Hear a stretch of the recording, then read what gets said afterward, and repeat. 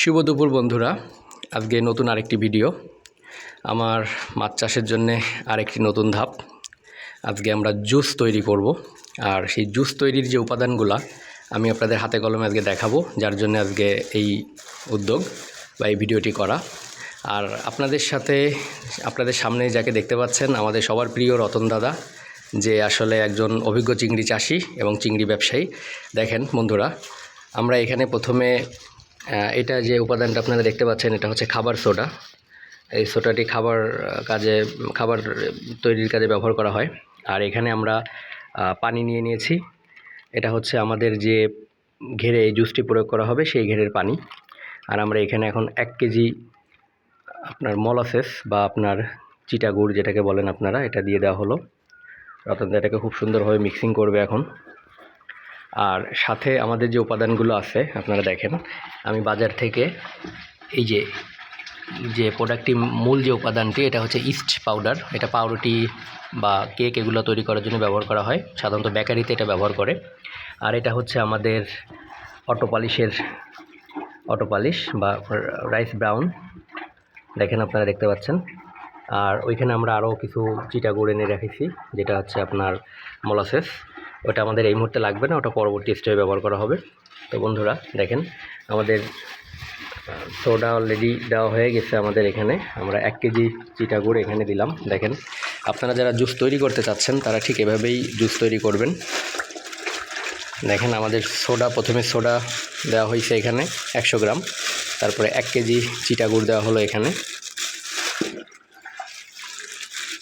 দেখেন, ঠিক এইভাবে আপনারা এই জুসটি তৈরি করবেন। আর সবসময় মনে রাখবেন, যে ঘেরের আপনারা চাষ করবেন বা যে জলাশয়ে আপনারা চাষ করবেন, সেই জলাশয়ের পানি দিয়েই আপনারা এই জুসটি তৈরি করবেন। যাই হোক, এটা কমপ্লিট। আমাদের সোডা দেওয়া হয়ে গেল, চিটা গুড় দেওয়া হয়ে গেল। এবার হচ্ছে আমাদের আর বেশি প্যাকেট ছিঁড়া যাবে না দাদা। দেখেন, আমরা এখানে ইস্ট পাউডার দিচ্ছি। আর না, ও এনাফ। ওটা বন্ধ করে রাখো। দেখেন বন্ধুরা, আমরা এখানে ইস্ট পাউডারটা দিয়ে দিলাম। এটা হচ্ছে আমাদের ইস্ট পাউডার। আমরা এখানে 100 গ্রামের মতো ইস্ট পাউডার দিয়ে দিলাম। আর এখানে পানি আরও বাড়ানো হবে। আমরা এই উপাদানটি প্রয়োগ করার পরে তার 4-5 দিন পরে আমরা এখানে পোনা মজুত করব। আর অলরেডি আমার পুরনো ভিডিওগুলোতে আপনারা দেখেছেন যে আমার পুকুর অনেক আগেই প্রস্তুত করে রেখেছিলাম, এবং সেখানে ক্যালসিয়াম কার্বনের চূর্ণ ব্যবহার করা হয়েছে। সবার প্রথমে সেখানে ব্লিচিং দিয়ে সমস্ত যে অর্ধেক এখানে যাবে, অর্ধেক, কারণ আমরা এখানে আধা কেজি পরিমাণ দিব। হ্যাঁ, ঠিক আছে, আধা কেজি, আর লাগবে না, এনাফ। দেখেন বন্ধুরা, আমরা এখানে অটো পালিশের কুড়া দিলাম এখানে আধা কেজি। এগুলা দিয়ে আমরা আমাদের জুসটি তৈরি করব। এটা হচ্ছে মাছের সবথেকে উৎকৃষ্ট মানের প্রাকৃতিক খাবার। দেখেন, আপনারা এইভাবে এটাকে মিক্সিং করবেন। অনেকেরই প্রশ্ন যে আসলে জুস কীভাবে তৈরি করব। তো দেখেন, এই জুসটা তৈরির পদ্ধতিটা আমি আপনাদের দেখাচ্ছি। আমরা এখানে আরও বেশি পানি প্রয়োগ করে আমরা এই পাত্রটিকে আমরা একটা ঠান্ডা জায়গায় রেখে দিব 72 ঘন্টার জন্যে।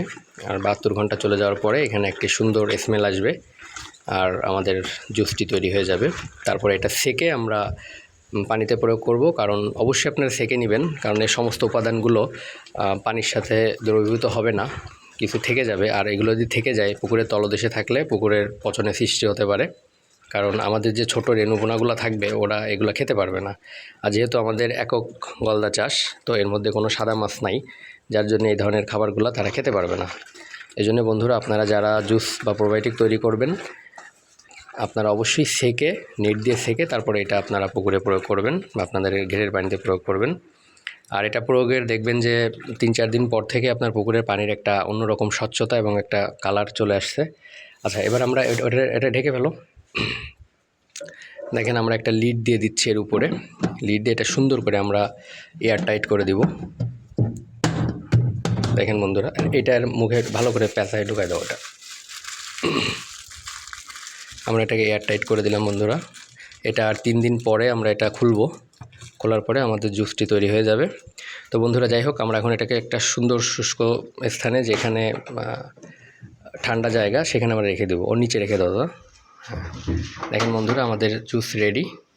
তো যাই হোক বন্ধুরা, এই পর্যন্তই। আর আমাদের এই কাজে সহযোগিতা করলেন আপনাদের সবার প্রিয় রতন দাদা, এবং সে একজন ভাইরাল ব্যক্তি। আমার সমস্ত ভিডিওতে আপনারা তাকে দেখতে পাচ্ছেন, সবসময় সে আছে, আর একজন অভিজ্ঞ গলদা চাষি।